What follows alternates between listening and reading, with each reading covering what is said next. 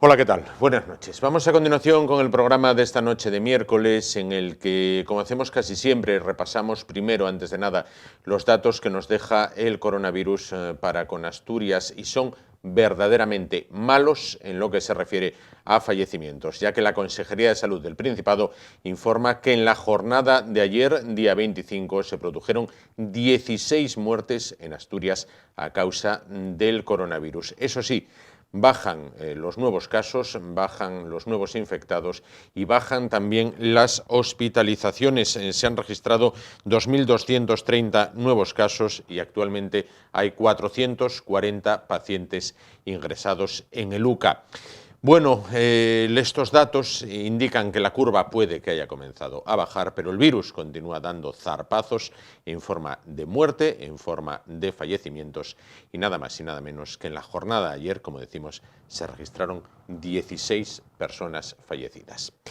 No es lo único de la jornada, otros contenidos ya nos los trae Carmen Baragaño. Carmen, buenas noches. Buenas noches. Temas que tienen que ver con lo nacional, con lo regional y con lo local. En lo nacional, A nivel nacional, según datos del Mundo, Pablo Casado llama a Pedro Sánchez para darle su apoyo en la crisis de Ucrania y le pide que comparezca en el Congreso para informar de qué va a hacer. Bueno, veremos si comparece, si no comparece. A lo largo de la noche de hoy hablaremos también de las causas de este conflicto de Ucrania, bueno, y cómo se está armando una tremendamente fuerte en esos países del este. A nivel regional, El Servicio de Salud del Principado de Asturias ha programado una jornada de vacunación sin cita previa para este viernes 28 de enero, en la que podrán recibir la dosis de recuerdo los mayores de 30 años. Esta convocatoria se enmarca en la campaña Vacúnate o Vacúnate NE. vacúnate. O Vacúnate NE. El rayo que no cesa, en este caso, eso sí, se abren las vacunaciones sin cita previa, como decía Carmen, para los mayores de 30 años, con Vacúnate o Vacúnate NE. Bien. Aparte, en lo local. Según la Nueva España, el parking del Calatrava sale a subasta desde 1.000 euros. Toma ya. Para incentivar la puja. Son 1.700 plazas por 1.000 euros. O sea, arranca la subasta en 1.000 euros. 1.000 euros, podemos hacer bote y lo compramos. Bueno, 1.000 euros, no es que andemos muy bollantes, pero 1.000 euros... Hombre, yo creo que entre unos cuantos podemos con ello. Ahí estamos, vamos hasta allí, 1.700 plazas, luego repartimos, 800 para ti, 800 para mí y 100 para... Muy bien, nada, a partir de 1.000 euros, lo que iba a ser la infraestructura, recuerdan cuando se hizo que iba a cambiar, a dinamizar para siempre el futuro de Oviedo y Asturias. Subasta que arranca en 1.000 euros, adjudicado. Bueno, estos y otros contenidos a partir de este momento en el programa de hoy. Ahora, como siempre, comenzamos con la cabecera o NE.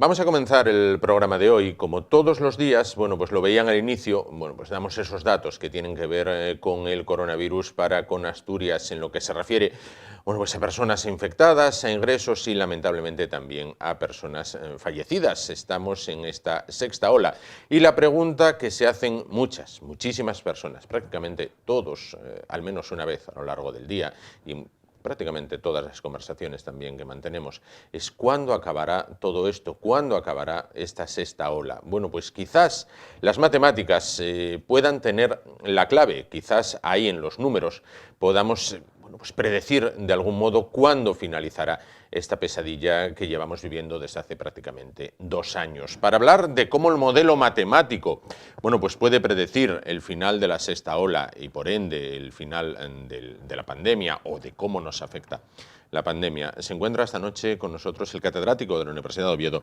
Juan Luis Fernández. ¿Qué tal? Buenas noches. Hola, buenas noches. ¿Qué tal? Muchas gracias. Bueno, pues entonces, vamos a ver, la pregunta del millón es, ¿cuándo finaliza la sexta ola? Según el modelo que manejan ustedes. Bueno, manejamos varios modelos. Son modelos poblacionales que empezamos a estudiarlos justamente cuando se inició la primera ola hace 2 años, ¿no? Sí. Y funcionaron bastante bien, predijeron bien casi todas las olas, ¿no? Predicen cuándo ocurre el pico, predicen cuándo termina, ¿no? Son curvas exponenciales, sigmoidales, ¿no?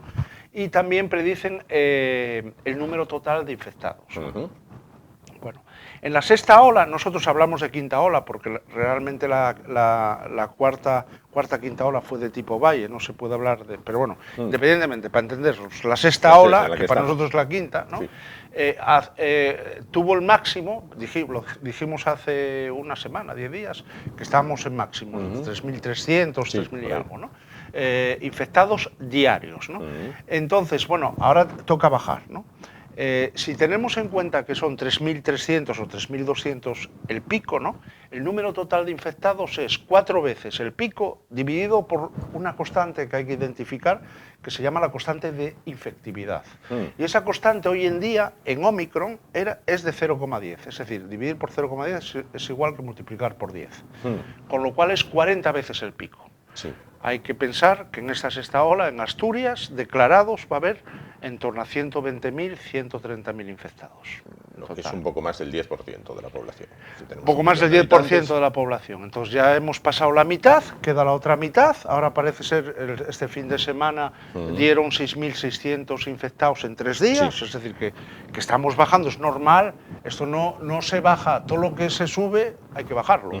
Y no se baja, no se puede pasar del 0 al 100 sin pasar por 50. Esto es un virus, es un modelo poblacional. El virus va infectando y cada vez le cuesta más infectar porque quedan menos por infectar. ¿No? Sí. Entonces, si decimos, si sabemos que tiene que infectar, ya lanzada esta ola, a 120.000 asturianos, ¿no? Y estamos en 70.000, quedan 50.000 por infectar. Bueno, pues eso hay que distribuirlos en el tiempo que queda. ¿Cuánto queda? El modelo predice que sobre la primera semana, segunda semana de marzo, estaremos en mínimos de esta sexta ola. Obviamente, por el medio hay los carnavales. Entonces, claro, los modelos predicen basándose en la histórica, en la serie temporal histórica. No pueden predecir un repunte porque haya un aumento de actividad social, etcétera, etcétera. Claro, es decir, el carnaval en este caso sería una variable externa, ¿no? Es una variable que aumenta la conectividad entre la gente. Bueno, es decir, esta sexta ola no hubo tantas restricciones como las anteriores, porque primero la economía no lo aguanta, y segundo, bueno, pues parece ser, nosotros eso también lo dijimos, ¿no?, que los virus son parásitos, ¿no? Entonces, al ser un parásito, el parásito intenta adecuarse al huésped, que somos nosotros, ¿no? El virus no tiene interés en matar a las personas. No, trata de sobrevivir. Trata de sobrevivir. Sí. Con lo cual, las variantes que son más letales son menos propensas a propagarse. Por eso es lógico que la variante Omicron, ¿no?, sea más infecciosa y menos letal que la Delta. De hecho, muchas... se habla, ¿no?, en estadísticas, que muchos de los ingresos en UCI no se deben a Omicron, se debe porque todavía conviven Delta y Omicron, ¿no? Es decir, hay una especie de convivencia, en este caso, entre virus. No así con la gripe. Viste que, por ejemplo, estos 2 últimos años, la gripe no se hablaba de la gripe, ¿vale? Porque el virus del COVID es como prioritario, ¿no? Sí. El hecho de que ahora empieza a haber casos de gripe, pues también indica que posiblemente la COVID o el COVID se está adaptando al huésped, ¿no? Claro. Lo cual serían buenas noticias. Citaba el tema de carnaval basado en la experiencia de otros años. El año pasado no hubo carnaval. El año pasado no hubo. Claro, el anterior creo que tampoco. Tampoco. Claro, entonces el modelo predice basado en lo anterior cuando no hubo. Es decir, nosotros ahora estamos prediciendo la ola que está, cuando dicen aplanar la curva. Vamos a ver, la curva no se puede aplanar. Eso es así. No la empeores, ¿vale? Pero si tiene una dinámica lanzada, eso es lo que hemos visto en 6 olas, si hay 120.000 van a salir 120.000. Y si tú metes más movilidad y metes cosas, por ejemplo, se diga lo que se diga, en la segunda ola, uno de los motivos, en la primera ola, uno de los motivos desencadenantes de la primera ola, y eso se ve muy claro en las estadísticas, fue las manifestaciones del 8M. Del 8M, sí. ¿Vale? Sin entrar en lo ideológico. No, porque yo estuve en ellas. Ajá, es decir, que no es un tema de... Es decir, ese año estuve con mi mujer en las manifestaciones, pero se ve claro, aquellos partidos, ¿te acuerdas? Esos partidos que iban para Italia y tal. También hubo mítines políticos. Bueno, pues eso fue desencadenante. Una vez desencadenado, lo único que puedes hacer es, se tomaron en su día medidas súper restrictivas, ¿no? Hubo confinamiento total, ¿no? Y entonces eso hizo que no vaya más. Nosotros a los 10 días, en la primera ola, dijimos, va a haber 3.200 infectados. Oficiales. Y se clavó la cifra, ¿vale? Luego, en realidad, hubo 6 más, porque se midieron test de antígenos y se vio que la cifra estaba subestimada.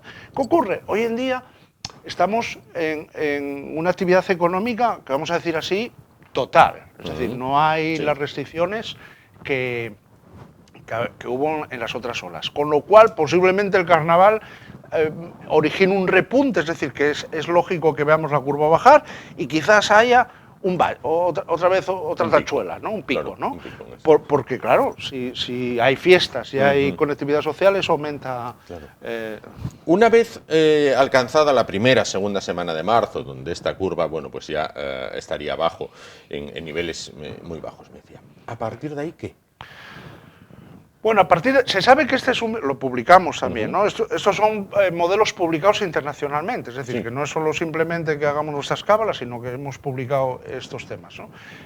Vimos que este virus, y además ahora ya lo dice la Agencia Nacional de Meteorología, nosotros lo dijimos el año pasado en marzo, un trabajo con un alumno, José María Loche, que es ingeniero de telecomunicaciones, vimos que este es un virus meteorológico.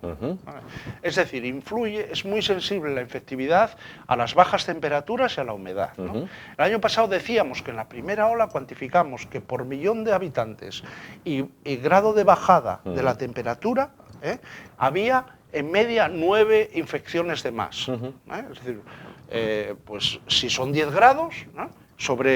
Al día, si son 10 grados, pues 9 por 10, 90. En Asturias hay 1 millón de habitantes, 90 infectados más al día. Es decir, date cuenta, ¿no? ¿Qué ocurre? Que Omicron, la constante de infectividad de Omicron, y eso lo tenemos identificado, es el doble que la constante de infectividad de Delta en el verano. Cuando la pandemia estaba controlada, estábamos por debajo del 0,05%. 0,05 eso es. Y esto es 0,10. Con lo cual, si la efectividad es el doble, posiblemente también esto se repercuta, no hemos hecho ese cálculo, al efecto de la bajada de temperaturas. Entonces, bueno, ahí estamos todavía en el invierno, ¿no? Es decir, que es una mala época porque favorece la infección, ¿no? Y también grandes humedades, ¿no? Altas humedades, ¿no? Lo cual, bueno, tampoco es... el invierno es más seco que por ejemplo, el verano, ¿no? Que aumenta la humedad, ¿no? Pero, entonces, a partir de primavera, verano, es lógico que la infectividad baje porque ya meteorológicamente vamos a temperaturas más altas. De hecho, en los modelos tradicionales de la gripe y de otros virus respiratorios, siempre se ve como 2 picos, uno al principio de año, luego baja y luego otro a final de año, ¿no? Bueno, vamos a ver lo que ocurre. Posiblemente haya una 7ª ola a final de año. Es decir, el virus lo que parece lógico es que se convierta en endémico, ¿no? En endémico es decir, que no sea pandemia, que quede por ahí, y entonces ya que, bueno, pues cada vez afecte menos al ser humano, ¿no? Claro, pero ¿puede pasar a ser endemia en vez de pandemia mientras que haya millones de personas sin vacunar porque no quieran o porque no puedan? Bueno, en España hay mucha gente vacunada. Es decir, la mayor parte no sé si es superior al 90%.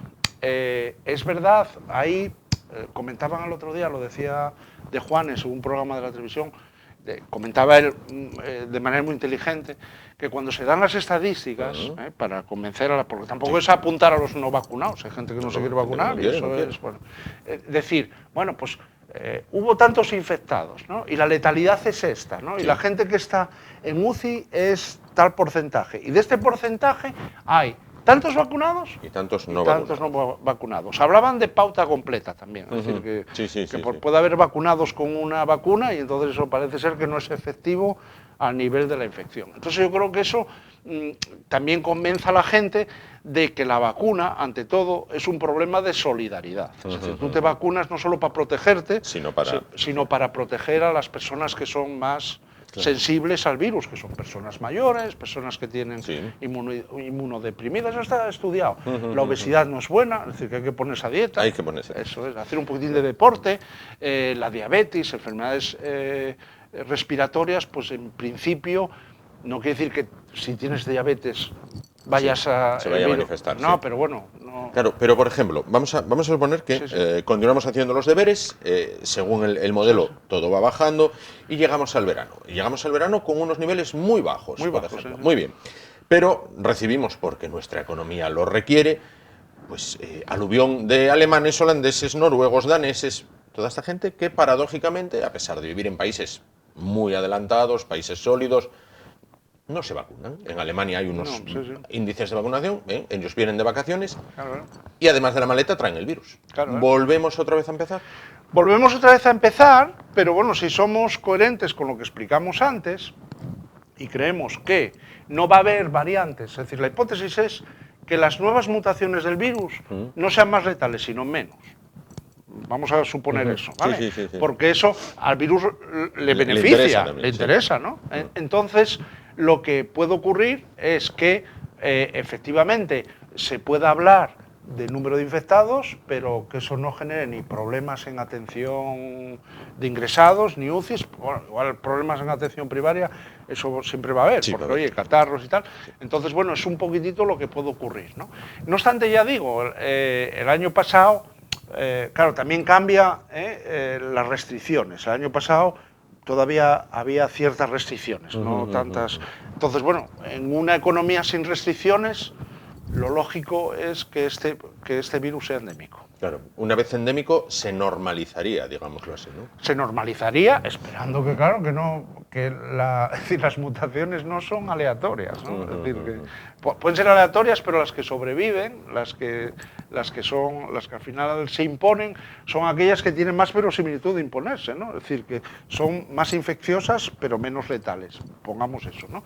Entonces, claro, el tema es que haya una mutación, que yo creo que sería muy improbable, que hiciese que volviésemos a las andadas de la primera, es decir, donde la letalidad fuese mucho más elevada, ¿no? Claro. Yo creo que eso es improbable.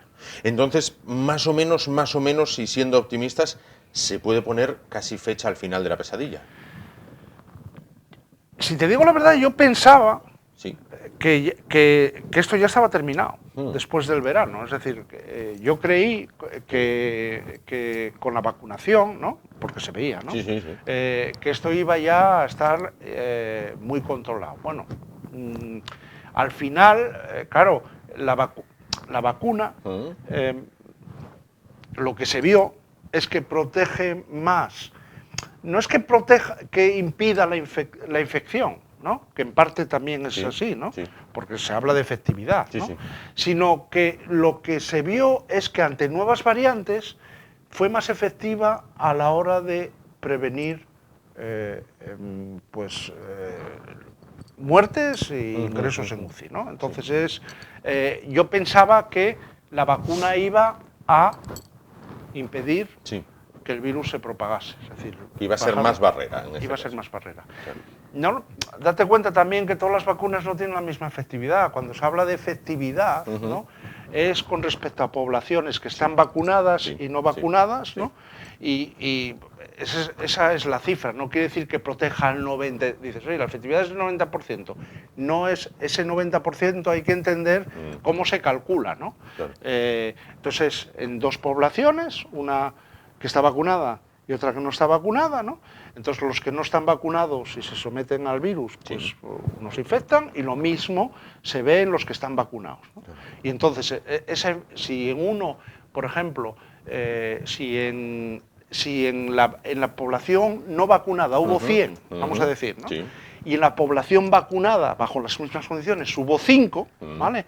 Entonces la efectividad de la vacuna es 95%, porque redujo 95. Ese es un poquito. Pero bueno, esos son los ensayos de las vacunas. Luego, eso hay que ponerlo en la realidad, y la realidad es que la sociedad es muy compleja, ¿no? Con muchas interacciones, lo que dices tú, con viajes. Hoy estamos viendo una sociedad global, con lo cual... Globalizado. Claro, esa efectividad que es de laboratorio, por así decirlo, del 90%, 95%. Había, por ejemplo, decían que AstraZeneca era un poquito más bajo, luego subieron. Es decir, hay como un mare magnum de cifras, pero lo que hay que pensar es que la vacuna no impide que te contagies. La vacuna es como una cata que hace que, si el virus te infecta, tu sistema inmune ya aprenda a reconocerlo y reaccione como tiene que reaccionar. Porque este no era el virus el que mataba, ¿eh? Ojo, este virus no es el que mata. El virus, el mecanismo de letalidad de este virus es que al infectar al ser humano, el sistema inmune hace una reacción autoinmune muy potente, lo que se llama la lluvia de citoquinas. Y es esa lluvia de citoquinas, es decir, que el sistema inmune está desregulado, la que provoca la muerte del individuo. No es precisamente el virus es la causa. Claro, quienes bucean en los libros de historia van un siglo atrás, a la gripe española. En la gripe española fueron 2 años de una letalidad bárbara. Pasados los 2 años, y no había vacunas, ni había nada, bien, se acabó la gripe española. Hablando mal y pronto, dicen, mató a los que mató, y los que sobrevivieron, inmunidad de rebaño de algún modo, y para adelante. ¿Sería más o menos a escala esto? Es lo que está ocurriendo, de hecho. Es duro decirlo, es decir, la letalidad fue muy elevada en la primera ola. ¿Por qué? Bueno, porque la gente que era más débil, es teoría evolutiva, ¿no? Es duro, porque puede ser un familiar. Bueno, se lo llevó por delante. Segundo, los médicos no sabían cómo tratarlo, porque al principio veían una neumonía bilateral y creían, no sabían, no identificaban. No había tampoco tratamientos, que hoy en día ya hay fármacos reposicionados que se utilizaban para otras cosas, ¿no? Y que, por ejemplo, la vitamina C funciona muy bien. ¿Por qué funciona muy bien? Porque la vitamina C es uno de los elementos que se necesitan para fortalecer el sistema inmune, ¿no? Hay toda una ruta que se llama la ruta del colágeno, ¿no? Que no solo del pelo y las uñas, sino del sistema inmune, ¿no? Entonces, bueno, los que eran más débiles, bueno, desgraciadamente desaparecieron, ¿no? Segundo, se mejoró el tratamiento, se mejoraron las medidas preventivas, ¿no? Porque al principio no había... ibas a los hospitales y tenían... No había mascarillas, no había geles, no había nada. Se protegían con bolsas de plástico, ¿vale? Y entonces, claro, por eso es una curva sigmoide. Cada vez al virus le cuesta más encontrar una presa, vamos a decirlo así, ¿no? Entonces, la manera de adaptarse es siendo más infectivo y menos letal. Es un poquitito la... Entonces, bueno, eso es lo que tú dices, es decir, que al final las buenas noticias serían muy buenas noticias que desaparezca. Lo que pasa es que hay somos muchos millones de personas, ¿no? A nivel mundial, ¿no? Y entonces hay también países que tienen un tanto por ciento de vacunación muy bajo, porque no les ha llegado las vacunas. Hay un tema sociológico, ¿no? Del que quiere, el que no quiere, y otros a los que ni siquiera les llega. Entonces, claro, ¿cómo eso puede influir en los países que tenemos una tasa de vacunación muy elevada? Eso habrá que verlo. Pero en principio, yo no veo por qué este virus no podría bueno, pues quedarse como una gripe, es decir... Domarlo, en una palabra. Domarlo, en una palabra. Luego quedaría, pero eso ya sería objeto de otro debate distinto, quedaría el efecto mediático. Quiero decir, cuando estalló el volcán de La Palma, durante una semana el virus desapareció. Nadie hablaba del virus, con lo cual, pues, si mañana Rusia invade Ucrania, el virus se acaba también durante una temporada, porque entonces ya hay otra cosa. El virus terminó con todo. Terminó con los independentistas catalanes, terminó con Puigdemont. También. Al final, cuando hay cosas que son muy importantes, y esto obviamente afecta a seres queridos y puede afectar a cualquier persona, ¿no? Porque además es eso, que aunque no veamos los ejemplos, esos ejemplos existen, ¿no? Al final ponemos las cosas en su sitio, ¿no? Entonces, bueno, Yo no sé, por ejemplo, en Cataluña ahora si hablas de independentismo, si es el primer problema. Yo creo que no. Claro, supongo que no. Pues Juan Luis Fernández, catedrático de la Universidad de Oviedo, nos quedamos con ese mensaje optimista para la segunda semana de marzo. Bueno, pues esa desaparición de la sexta... De la sexta ola. De la sexta ola. Luego, una vez llegados ahí, ya veremos a ver cómo vamos a hacer. Hay que tener cuidado. Es decir, hay que tener cuidado. No bajar la guardia, ¿no? No, no bajar la guardia. Este año dimos clase, por ejemplo, claro. presencial. Bueno, pues, oye, los alumnos todos ahí con mascarilla y el profesor también. El profesor también, y las ventanas abiertas, que como dicen, fai un cutu, que es que no fai un pello. Pero bueno, es lo que toca, ¿no? Claro. Entonces, en cierta manera es una pena, ¿no? Porque ves a seres queridos, si quieres, por ejemplo, un amigo y quieres abrazarlo, ¿no? Somos mucho y tienes que... El otro día veía a un catedrático, Guillermo Correché, en una ruta, y hacía tiempo que no lo veía, y es gran amigo, y tuvimos la... Haces el movimiento, pero... dices, bueno, pero frenas. Aparte él es mayor que yo, ¿no? Y dije, claro. Y él, aunque tiene la salud se cuida mucho, ¿no? Y dijimos, bueno, pues al final hablas desde lejos, ¿no? La distancia. Esperemos que eso incluso algún día desaparezca. Claro, esperemos Porque que sí. eso de la nueva normalidad yo a mí no me... No seduce. No. ¿Se recuperará la normalidad siempre? Yo creo que sí. Yo creo que la estamos recuperando. Sí. Y yo creo, sí, y es necesario que se recupere, es necesario... Han sufrido mucha gente, fíjate, artistas, artesanos, toda la gente que vive del público, ¿no? Conciertos, ¿no? Todo, ¿no? Es decir, tenemos ansia de que eso se recupere y de que puedas ir a un concierto y puedas saltar y puedas, bueno, pues abrazarte con... O que un abuelo pueda abrazar al nieto.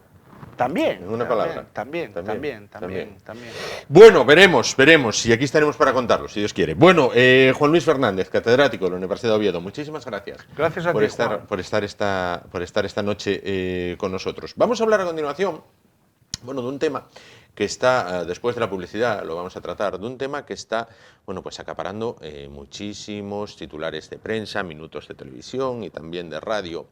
Bueno, que es la situación que se vive entre Rusia y Ucrania. Bueno, pues quizás el que tenga una visión más simple puede decir, ¿a mí qué me importa lo que pase allí tan lejos? Bueno, pues es gente que quizás debería darse cuenta de lo que hablábamos con el catedrático, ¿no? De que vivimos en un mundo globalizado y todo, absolutamente todo importa.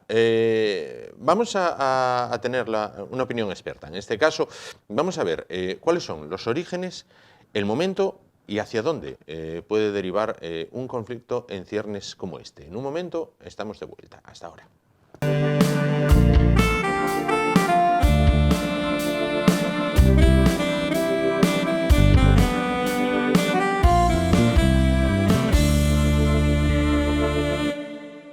Abandonamos los temas que tienen que ver con el virus, vamos a cambiar completamente de asunto. Vamos a hablar de un tema que está suscitando, bueno, pues muchísimas horas de televisión y radio y muchos titulares en prensa. Y se trata, bueno, pues de esa tensión, de ese conflicto latente y quizás, ojalá que no, en ciernes entre Rusia y Ucrania. Habrá a continuación quien piense, ¿y a mí eso qué me importa si yo vivo en España? Bueno, pues ha llegado el momento, querido, de cambiar y mirar a ver qué pasa con Antonio David o si renueva Dembélé. Si usted es de los que considera que lo que ocurre allí, en lo económico, en lo social, en lo político, en lo militar, en muchos ámbitos, puede tener repercusión no solo en España, sino en el mundo entero, les invitamos a que permanezcan con nosotros y se den un paseo por la historia.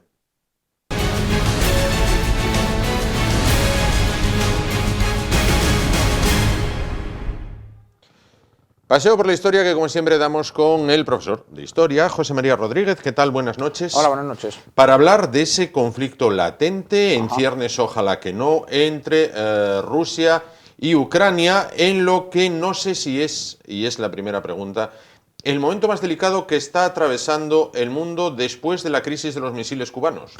Puede ser que sí, sí. Sí, porque, a ver, hubo guerras importantes en estos últimos, vamos a decir, 60, 70 años, pero claro, ninguna de ellas, los posibles protagonistas o contendientes eran potencias de tan altísimo nivel como las que tenemos ahora sobre el tablero. Claro. Bueno, la Guerra Fría finalizó cuando la URSS, la Unión de Repúblicas Socialistas Soviéticas, se desmoronó allá por el año 1991. Aquello era un desastre que no había por dónde lo coger y se vino abajo en lo económico, con lo cual el imperio soviético que no solo era Rusia, obviamente, sino todos los países de su órbita, pues lo que era Checoslovaquia, Rumanía, Bulgaria, Hungría, también la República Democrática Alemana, la Alemania comunista en este caso. Bueno, pues todo esto lograron liberarse del yugo soviético y a partir de ese momento se dijo, cayó el muro de Berlín y se dijo, acabó la Guerra Fría. Ahora es como un reentré, pero con otros protagonistas. Bueno, con otros no, con los dos grandes son los mismos, Estados Unidos y Rusia. Ahora ya no es la Unión Soviética, ahora es Rusia, pero Rusia con Putin a la cabeza estamos viendo que claramente no se puede esconder, que quiere recuperar el concepto del imperio soviético, ni más ni menos. Imperio ruso, soviético, mira, me da igual, el protagonismo de Rusia y el gran poder de Rusia en todo el este de Europa, aquel poder que perdió cuando la Unión Soviética se desintegró y cuando el Pacto de Varsovia se desintegró también. Bueno, hemos transformado el plató un poquito en una sala de mapas, en este caso tenemos un mapa político de Europa. Vamos a ver, ¿cómo llegamos? Vamos a hacer una muy breve introducción histórica. ¿Cómo llegamos a este momento? Bueno, tú me dices que, ¿por qué? Por ejemplo, si quieres podemos decir, ¿por qué está ahí Ucrania? Sí. Que es donde ahora mismo el centro de gravedad de lo que está pasando. ¿Sí? Bueno, a ver. Ucrania, para situarnos, es un país mayor que España, en kilómetros, y con más población que España. Un poco menos, debe tener 45 millones, nosotros tenemos 47 o por ahí. Ajá, pero bueno, a la par, prácticamente. Sí, a la par. Y en extensión también. No, algo más. Algo más. Pero es completamente llano, no hay ni una montaña ni nada, ¿no? Sí, o sea, imaginémonos Castilla, es Castilla a tope. Sí. Ahí es estepa todo. Todo estepa. Ahí el único obstáculo natural de importancia que para mí tiene una importancia clave en todo lo que está pasando y puede tener es el río Dnieper, que además marca o puede marcar una división ahí territorial. Vamos a señalar el río Dnieper en el mapa, por favor. Sí, aquí baja. Que es el tercer río más grande de Europa. Bueno, viene de más arriba y tal, ¿no? Pero parte Ucrania en dos. Sí. Y luego, este sector oriental del Dnieper, yo creo que es ya lo que está ahora mismo en cuestión. Sí. ¿Vale? Y es lo que, a mi juicio, Ucrania puede perder o puede despedirse de él ya si estalla una guerra en toda regla. Bueno, vamos a ver, lo primero, ¿cómo aparece ahí Ucrania? Bueno, a ver, Ucrania recupera su independencia en 1991 cuando se disuelve la Unión Soviética. Entonces, antes, ¿qué era? Era una de tantas de las repúblicas que constituían esa federación llamada la Unión Soviética. Lo mismo que Bielorrusia, lo mismo que otras tantas, ¿no? Pero bueno, claro, mientras la Unión Soviética estaba en vigor, no tenían la más mínima autonomía ni nada. Bueno, era una asistencia testimonial y tal, ¿no? Vale, sí, tenía unos representantes allí en la asamblea y tal, pero nada. Entonces, verás lo que ocurre hoy. Khrushchev, que fue uno de el máximo dirigente de la Unión Soviética posterior a Stalin, él era de Ucrania. Y él entonces, durante su mandato, decretó que Ucrania iba a aumentar su territorio, a costa de lo que era Rusia. Pero bueno, nadie le dio mucha importancia. ¿Por qué? Porque como estaba todo inmerso dentro de aquella Unión Soviética, bueno, pues aquello pasó desapercibido. Traduciendo, vendría a ser una comunidad autónoma. Un país como España, bueno, es como si dices, Andalucía ahora va a tener Murcia. Vale, por ejemplo. Bien. Y entonces Ucrania se quedó con Crimea y se quedó con todas estas tierras aquí, casi todas las tierras al este del Dnieper. Entre ellas, por ejemplo, la región esta del Donbass, donde está lo de Donetsk y Lugansk y demás, ¿no? Por decisión de Khrushchev. Sí. Bueno, bien, pero como tú dices, es como si ahora una comunidad autónoma se le regala una provincia de otra comunidad autónoma vecina, daría igual, ¿no?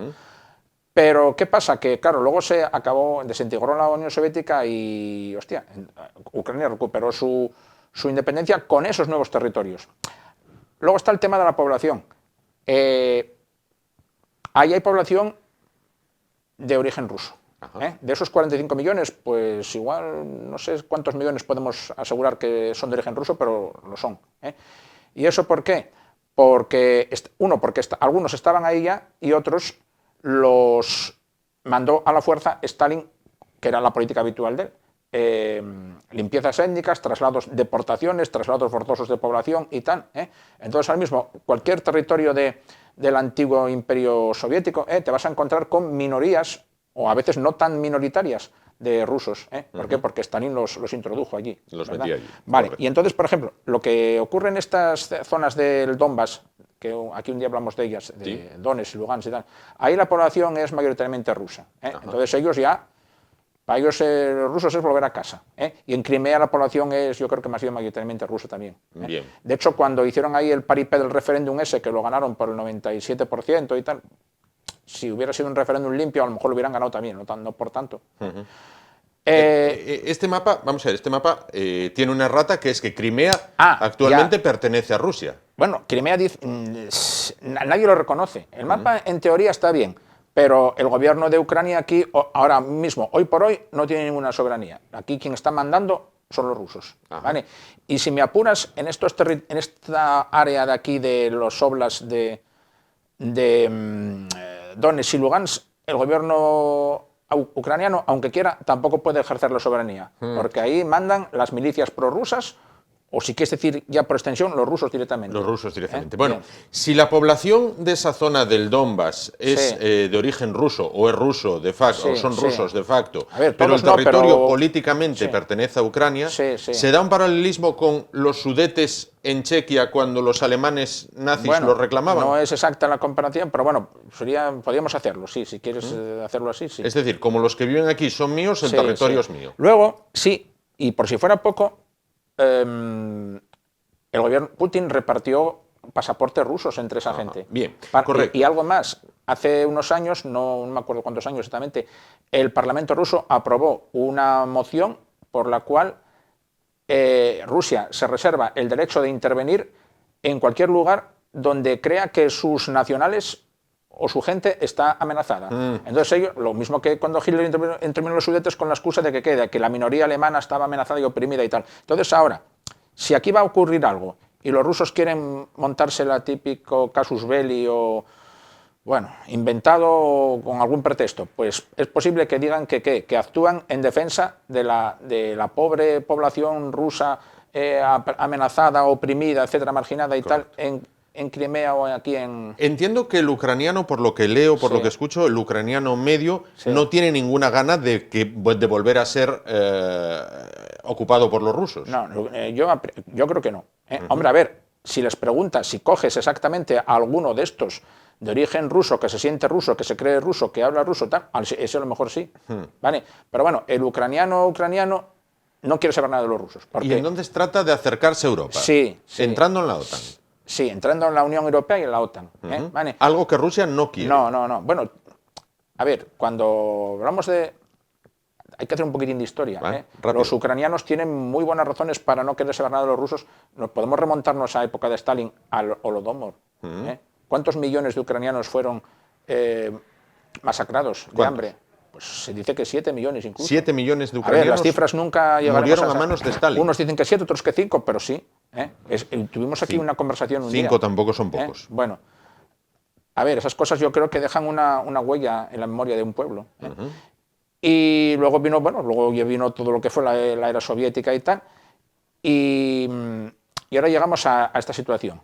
Y entonces, a ver, los desencuentros ya vienen, yo creo que desde 2004. Los ucranianos, igual que los polacos, igual que los bálticos, igual que los rumanos, hombre, ellos miran hacia Occidente, quieren ser occidentales. Quieren disfrutar de ¿qué? De las ventajas que da estar en la Unión Europea y de las ventajas defensivas que da la OTAN, ¿verdad? Porque claro, ellos desde el primer día ya ven a Rusia como un poder amenazador, porque no les cabe duda, lo mismo a ellos que a los polacos, que algún día los rusos quieran volver. ¿Quieren volver a qué? A invadir, a dominar, a ocupar, porque así fue durante siglos. Y entonces, claro, ellos buscan el paraguas de la OTAN y tal. Bueno, pero y eso es algo que Putin no va a tolerar. No. Luego, escucha, en el 2013 ellos tenían de presidente en Ucrania a Yanukovych, que Yanukovych a priori era prorruso, pero Yanukovych inició negociaciones para pedir la adhesión a la Unión Europea. Y esas negociaciones iban por buen camino, pero Rusia intervino y le presionó para que paralizara esas negociaciones. Y entonces, ¿qué ocurrió? En el intervalo entre 2013 y 2014, el invierno-primavera de 2014, estalló una revuelta contra Yanukovych, porque la población y tal, cuando vio que Yanukovych no paralizaba las negociaciones y tal, pues saltó a la calle y se produjo la revuelta del Maidán. Y Yanukovych tuvo que marcharse por pies. Y entonces ahí se colocó un nuevo gobierno que ya no era prosoviético, perdón, lo he dicho mal, que ya no era prorruso, y ya empezó ahí un gran desencuentro entre Ucrania y Rusia. Fue entonces, en esa primavera de 2014, cuando los rusos actuaron rápido y se apoderaron de Crimea. Y también estimularon la revuelta de la población, vamos a decir, rusófila de aquí del Donbass. Y empezó la guerra del Donbass. Entonces ya la situación aquí ya se empezó a complicar. Porque aquí ya había una guerra abierta. Permíteme, por favor, esa vara que hay allí. Por favor. Sí. Vamos a ver, si tratamos de entender el punto de vista ruso, los rusos dicen: antes yo la frontera la tenía aquí, a mis enemigos occidentales o potenciales enemigos la tenía aquí, en esta línea, y ahora me la quieren colocar aquí. Efectivamente, hombre. Y eso no va a ser posible. Eso para los rusos es inaceptable, para Putin es inaceptable.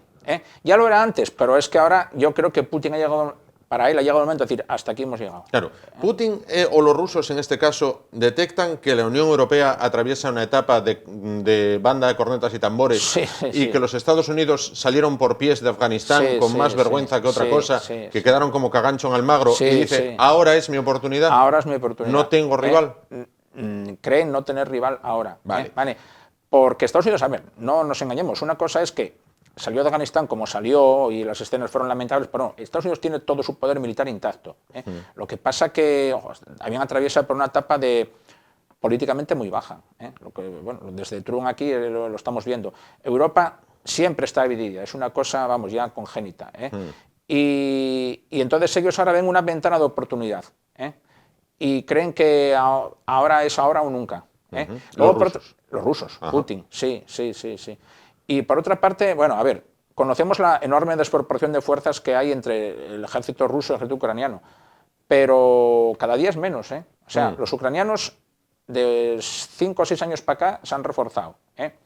Yo no digo que no pueden aspirar a compararse con los rusos todavía en poder militar, pero han invertido mucho en defensa, se han modernizado y tal. Entonces, cada día que pasa una invasión, cada mes o año que pasa, una posible invasión rusa sobre Ucrania les saldría más cara militarmente. A los rusos. A los rusos. A pesar de que, y en este caso, Carmen, vamos a volver a pinchar el mapa, a pesar de que el vecino norte de Ucrania, que es Bielorrusia, está completamente entregado a Rusia. Es decir, Ucrania tendría que cubrir todo este frente norte con Bielorrusia y todo este frente este con Rusia y todo este frente sur con Crimea, con lo cual estarían muy vendidos. Ucrania tiene en contra el mapa también. Uno que son una llanura, otro que tiene que cubrir un perímetro de frente enorme, su propia frontera directa con Rusia. Pues luego, si los rusos, si les hace falta, pueden atacar o presionar o amagar desde Bielorrusia.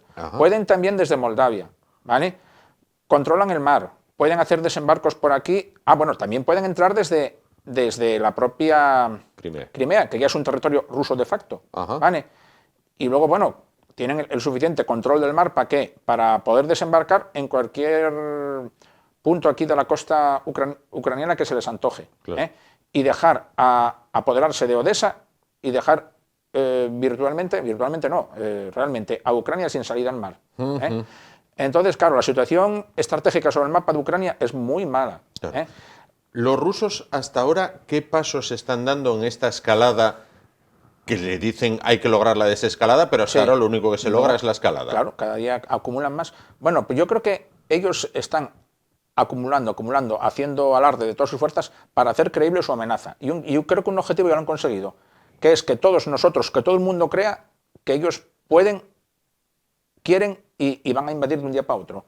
Nos hemos creído. Tú ahora paras a cualquiera para ir por la calle y le preguntas: oye, ¿pero tú crees que los rusos van a entrar en Ucrania? Y te van a decir que sí. Te van a decir que sí porque así hacen todo lo que está en el manual para hacernos creer que van a entrar de verdad. ¿Qué han hecho con...? Y eso ya es un tanto importante. ¿Qué han hecho los rusos con sus barcos?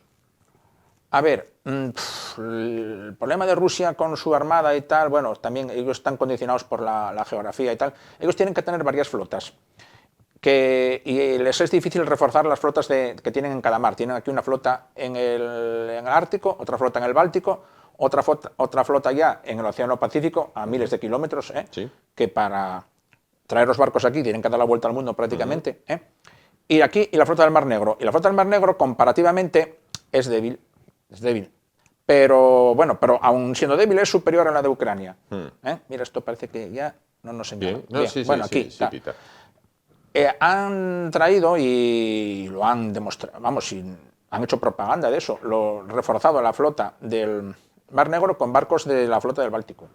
Los han, bueno, tienen, lo que tienen que hacer, sacarlos del Mar Báltico, pasarlos por el Mar del Norte, el Canal de la Mancha, entrar en el Mediterráneo y tal, buques de ataque, buques de desembarco, como dando a entender que estamos planeando o estamos en condiciones de hacer un desembarco anfibio en las costas de abajo Ucrania, de Ucrania. Sí. Correcto. Vamos a ver, ellos actualmente, por lo que se lee en prensa, acumulan 150.000 soldados aproximadamente o más, rusos en la frontera con Ucrania. Ucrania se prepara también para tratar de defenderse, aunque geográficamente lo tiene verdaderamente mal. Y hay que hablar, cuando se habla de esto, también del factor meteorológico. Los franceses de Napoleón lo sufrieron, los alemanes de Hitler lo sufrieron. Dentro de un mes todo es barro, pero barro de 2 metros de alto. Sí, bueno, a ver, yo eso del factor meteorológico va a influir, sí, va a influir, pero bueno, ellos están en casa, o sea, ellos saben cómo trabajar con eso. Ahora mismo yo creo que los rusos, si se ponen, claro, es un obstáculo, no cabe duda, pero sabrían cómo moverse con la nieve, con el barro y con el terreno seco igual. A ver, es más fácil, es óptimo que los carros y esto circulen sobre terreno duro y firme, sobre nieve helada, por ejemplo. Luego ya, oye, si tienen que hacer una pausa de 3 semanas porque hay la Rasputitsa, el mar de barro y tal, bueno, pues la hacen o lo dejan, o actúan antes o actúan después. Claro.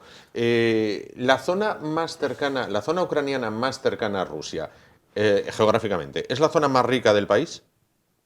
Es la zona industrial, sí, es una zona rica y poblada. Ahí está, por ejemplo, Kharkov, que es la segunda ciudad de Ucrania. Kharkov, aquí ya sabes que en la Guerra Mundial, bueno, cambió de veces varias manos, hubo unas batallas terribles ahí en torno a Kharkov.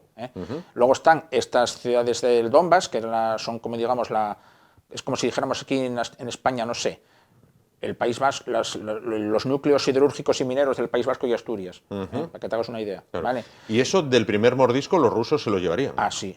Bueno, es que esto ya ellos virtualmente lo dominan ya. Aquí el gobierno ucraniano, mal que quiere, no puede dominar ya. Ahí están ya las milicias prorrusas, los mercenarios estos prorrusos de Wagner, no sé cómo les llaman. Ahí está.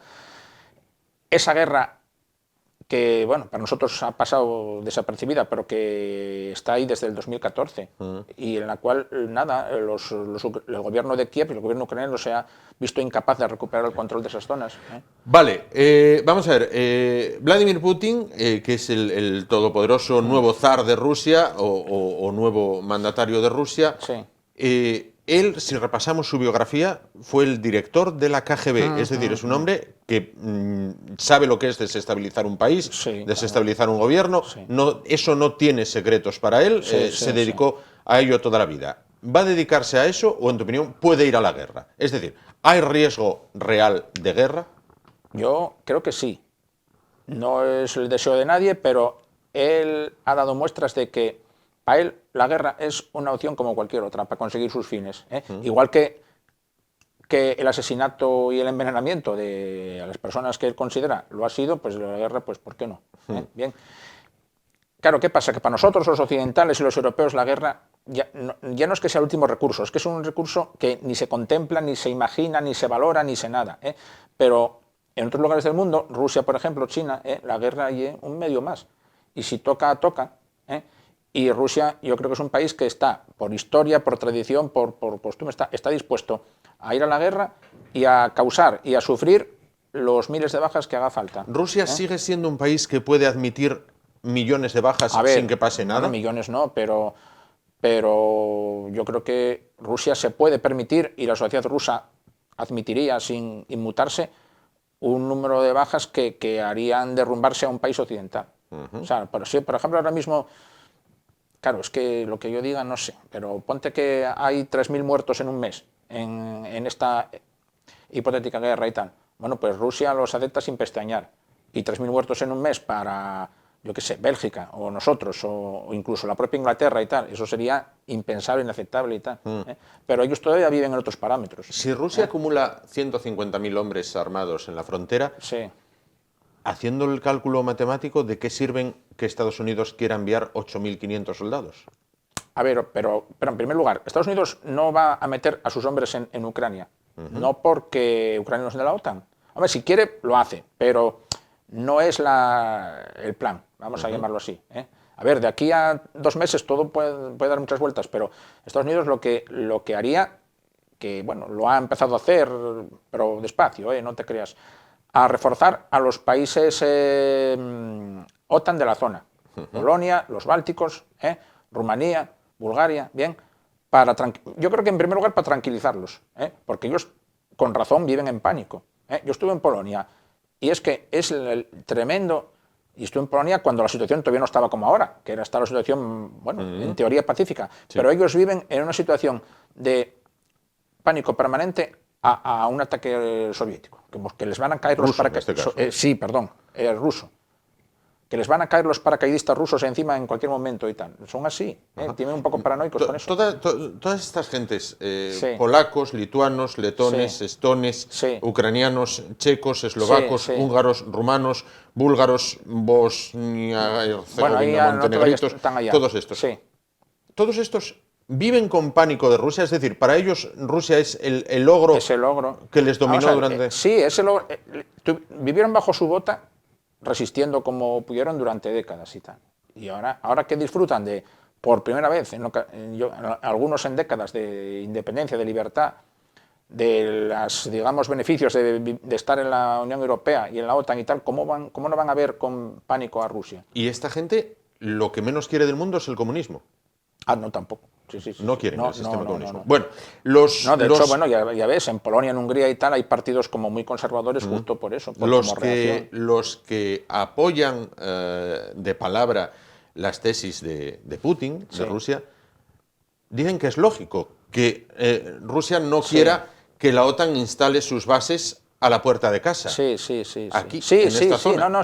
Claro. Está claro. A ver, y ahora vamos a ponernos un poco, si quieres, como de abogados de Putin. Él tiene sus razones, y desde su óptica, tú ahora mismo dices, voy a hacerme ruso, me voy a Rusia, me pongo a ser ruso de toda la vida y tal. Ellos viven, también los rusos viven en una situación no justificada, pero que ellos perciben de plaza sitiada, como diciendo, vienen a por nosotros. ¿Y quiénes son los que vienen a por los rusos? Para ellos es la OTAN. ¿Vale? Y lo que tú decías antes, hace no muchos años, hace el otro día, la frontera rusa llegaba hasta aquí y ahora está aquí. Bien.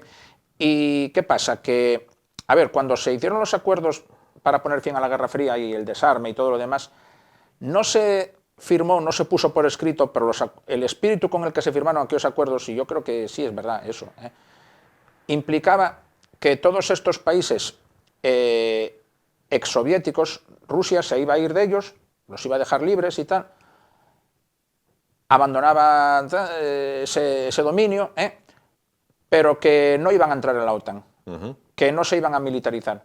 ¿Vale? Y eso nadie lo firmó ni lo puso por escrito blanco sobre negro, pero se parecía implícito. Se sobreentendía. Se sobreentendía. Que iban a ser países neutrales, países como Finlandia, que es neutral, pero sí, Finlandia sigue siendo neutral, Suecia también es neutral, ¿vale? Pero ¿qué pasa? Que de un tiempo a esta parte, estos países picaron a la puerta de la OTAN, se les metió para adentro, y ahora vemos que hay fuerzas OTAN en Estonia, en Letonia, en Lituania, en Polonia no digamos, en Rumanía, en Bulgaria. Y ahora, por último, Ucrania pica a la puerta de la OTAN también. Pero entonces ahora llega Putin y dice, no, se acabó. No, se acabó porque aquí se han hecho un montón de cosas mal y ya tenemos que aguantarnos y admitir tener a la OTAN aquí a pocos kilómetros de San Petersburgo. Que eso para un ruso es mucho. O sea, tú date cuenta, en Estonia está la OTAN. Y uno de los corazones de Rusia, San Petersburgo, y tenerlos aquí enfrente. Bueno, bien. Para finalizar, porque el tiempo no se apremia, vamos a ver, ¿España tiene hombres y carros de combate desplegados en esa zona? Sí, en Letonia. ¿Y aviones también? Sí, en Lituania me parece, sí. Sí. Y ahora la pregunta es, ¿y qué pintan ahí? A ver, forman parte de la fuerza de disuasión de la OTAN. La situación ya lleva en tensión mucho tiempo. Esto pasa que, claro, salta a los medios y nos asusta ahora, pero esta situación de tensión, de amenaza, de nueva Guerra Fría, ya llevamos 6, 7, 8 años con ella, o más. Entonces, los países bálticos estos ya se sienten amenazados. No tienen ejército propio, ni fuerza aérea práctica. No tienen fuerza aérea. Y ejército, nada, es testimonial. Entonces ellos dicen, bueno, estamos en la OTAN, pedimos a la OTAN que nos respalde. Entonces la OTAN envió un batallón a cada país. Un batallón a Estonia, un batallón a Letonia, un batallón a Lituania, a Polonia también otro batallón, pero aparte del batallón OTAN, Estados Unidos en motu propio ya tiene fuerzas en Polonia también. Y esos batallones son multinacionales. Son, vamos a ver, pues si un batallón son 500 hombres y tal, pues 100 y pico son de un país, otro tal de otro. Y en el batallón de Letonia es muy importante la presencia de fuerzas españolas, de carros y de blindados y todo esto, ¿no? Y para finalizar, de manera muy rápida, porque ya no se apremia el tiempo. Y luego, espera, ya que me lo dices, el tema de las fuerzas aéreas. Estos países no tienen fuerza aérea. Vale, entonces los rusos vamos a decir así, entre comillas, invaden aéreamente cuando quieren. Les dan pasadas. Sí, les dan pasadas, pasan, no sé qué.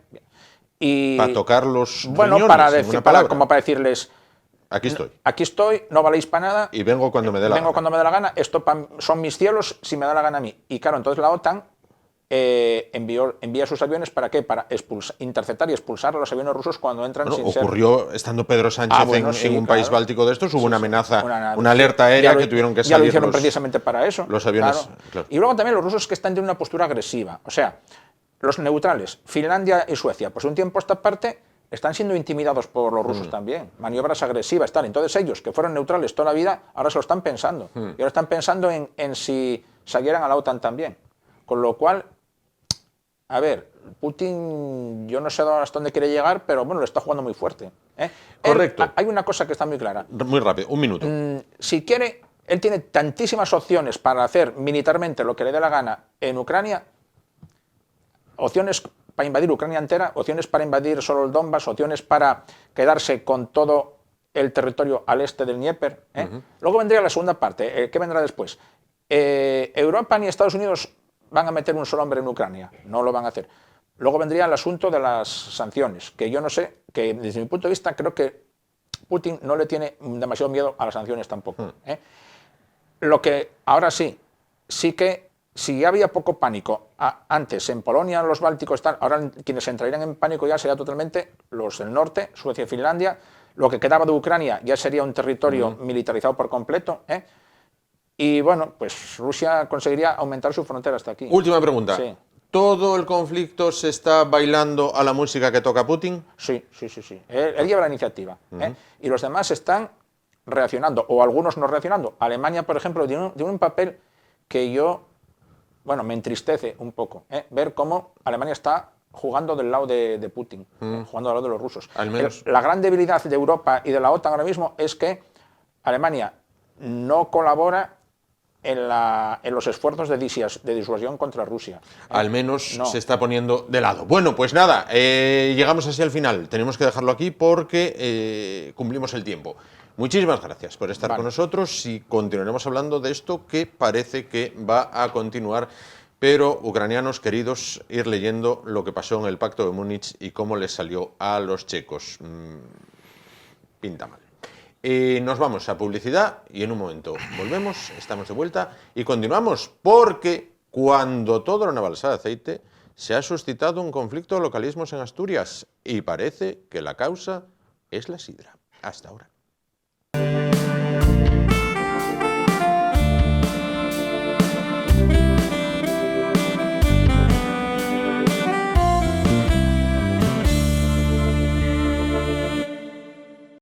Bueno, y de lo que está muy muy lejos a lo que está mucho más cerca, aunque con la intención de que nos visiten, pues gentes venidas también de muy lejos. Dejamos este lío de palabras para centrarnos en el tema que ya nos ocupa, y es que la semana pasada, se celebró Fitur, la Feria Internacional de Turismo en Madrid. Es quizás una de las más importantes, si no la más, del sector, y allí estuvo presente Oviedo con una oferta turística basada en la cultura, en los congresos congresos, en la gastronomía, en la hostelería, en la ciudad en sí, en los atractivos con los que la ciudad pues, trata de abrirse hueco, de competir y de estar incluida dentro de los circuitos que mueven bueno, pues a lo que es el turismo que se recupera, ojalá, porque España es una potencia turística después del COVID, que no nos ha abandonado, pero parece que pronto podría hacer las maletas o al menos ser domesticado. Para hablar de Oviedo en Fitur,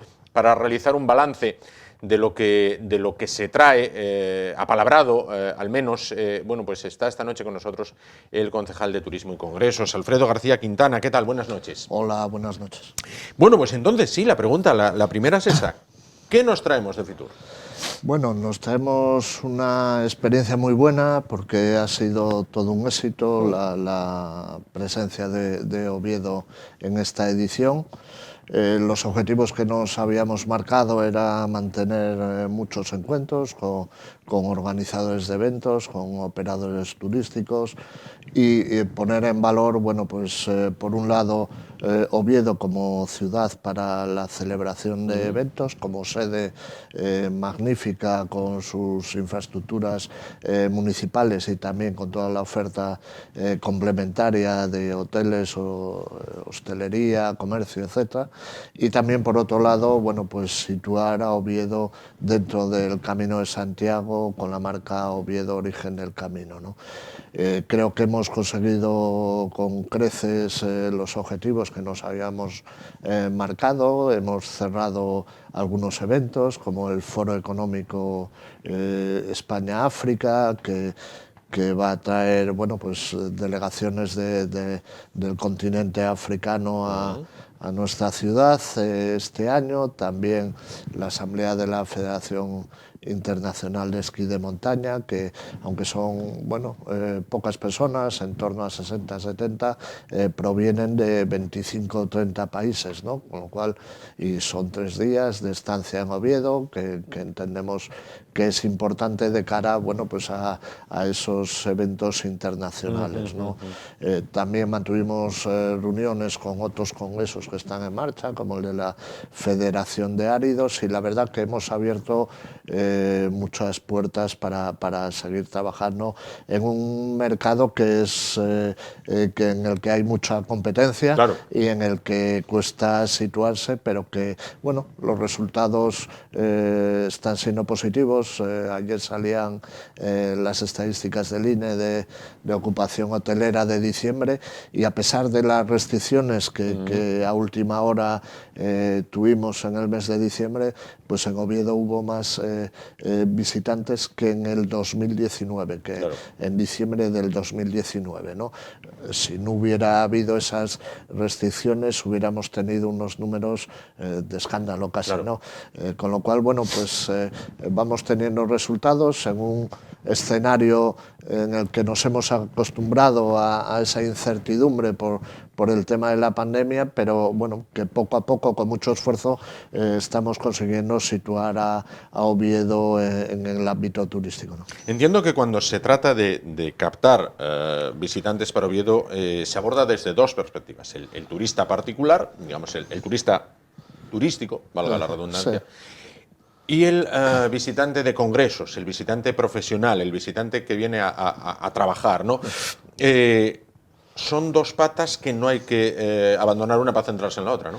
No, son complementarias, ¿no? Quizás el segmento más, el de eventos, nos atrae un visitante que realiza un gasto mayor, que contribuye a desestacionalizar. El turista típico, bueno, pues que viene por motivos de ocio, pues está más concentrado en la época veraniega, sí, y bueno, pues tiene un gasto menor, ¿no? Yo creo que son dos aspectos complementarios. El visitante de congresos luego puede venir, puede venir con la familia de hacer turismo, a conocer Oviedo y a conocer Asturias, con lo cual, bueno, pues son muy complementarios, y por eso estamos abordando esos dos frentes de manera paralela. Independientemente de que sean las dos actuaciones en las que estamos concentrados, no abandonamos otros segmentos de mercado como el turismo cultural, el turismo gastronómico, el turismo deportivo, etcétera, ¿no? Claro. El turismo de salud, donde Oviedo también estamos desarrollando algún proyecto para posicionarnos, porque entendemos que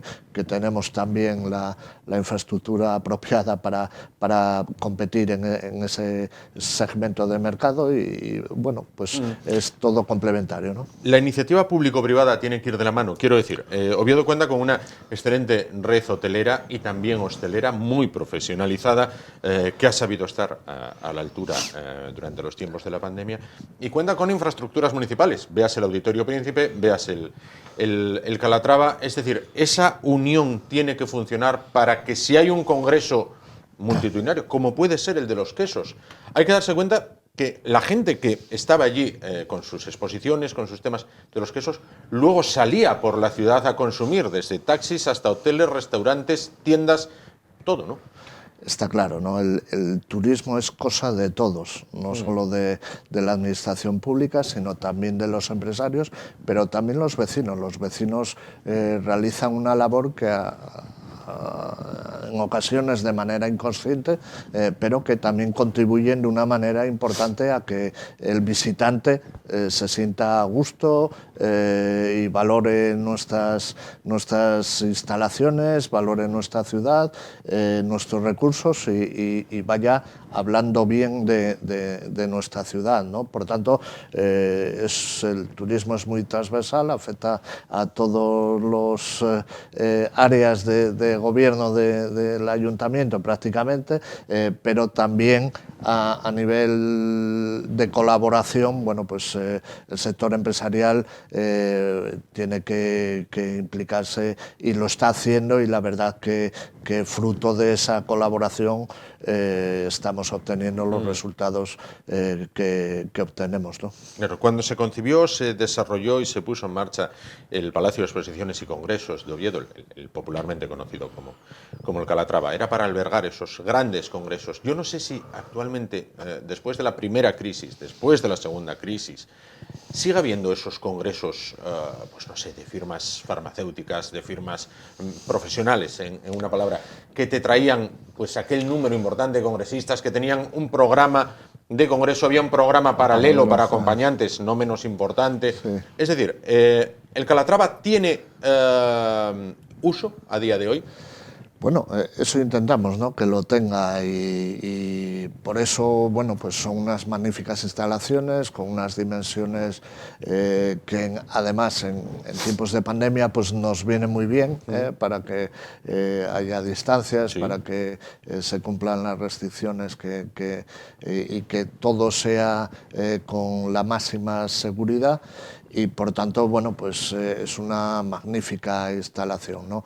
El modelo de congreso, por supuesto, que ha cambiado, ¿no? El tema, las farmacéuticas ya no operan como lo hacían hace 10 años, pero sin duda alguna el turismo o los congresos de salud, de médicos, son muy importantes, ¿no? Y lo siguen siendo, y de hecho, bueno, pues este año tenemos unos cuantos importantes, quizás sea el segmento que más se está moviendo a pesar de las circunstancias, ¿no?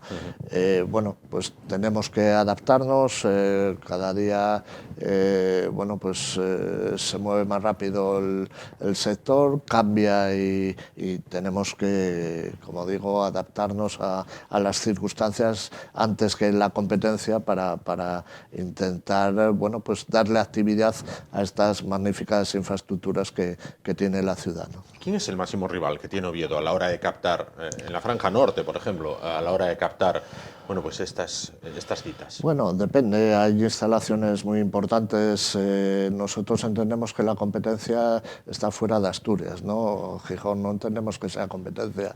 Somos complementarios y, de hecho, en el turismo más, bueno, pues acudimos a ferias, las tres ciudades, Oviedo, Gijón, Avilés, de la mano, ¿no? A promocionar fuera de España, bueno, pues nuestra sede de Asturias en conjunto, ¿no? Por tanto, bueno, pues en el País Vasco tienen infraestructuras muy buenas, en Galicia también, y sobre todo a nivel internacional algo que se valora y que nosotros lamentablemente no tenemos, que esperamos resolver en los próximos tiempos, son las comunicaciones, ¿no? Claro. Y eso condiciona muy mucho a grandes eventos que vienen de otros países y que, bueno, pues llegar a Asturias pues les cuesta dinero y tiempo, ¿no? Claro. Y por tanto, bueno, ese es un tema que bueno, con la llegada del AVE quizás bueno, podamos solventar y entrar de nuevo a competir por esos grandes eventos, ¿no? Esperemos que llegue y a ver cómo llega y a dónde llega en este caso. Bueno, por otra parte, la siguiente cita, entiendo, en el calendario, Semana Santa.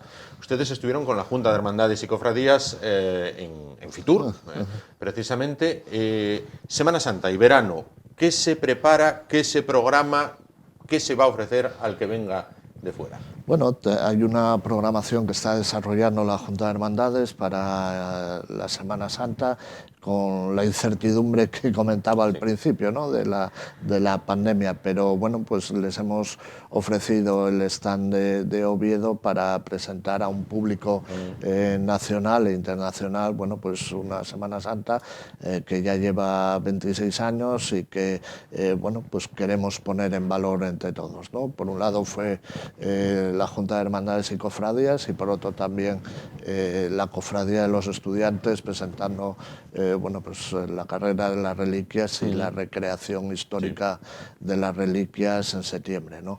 Relacionado con bueno, pues el Jacobeo y Oviedo Origen del Camino, también estamos desarrollando una programación que bueno, vamos a ejecutar durante todo el año, similar a este, aprovechando esa celebración del Jacobeo, pero bueno, pues con vistas al futuro, ¿no? Oviedo, Origen del Camino, entendemos que es una marca que tiene que venir para quedarse y que tiene que ser la seña de identidad de nuestra ciudad.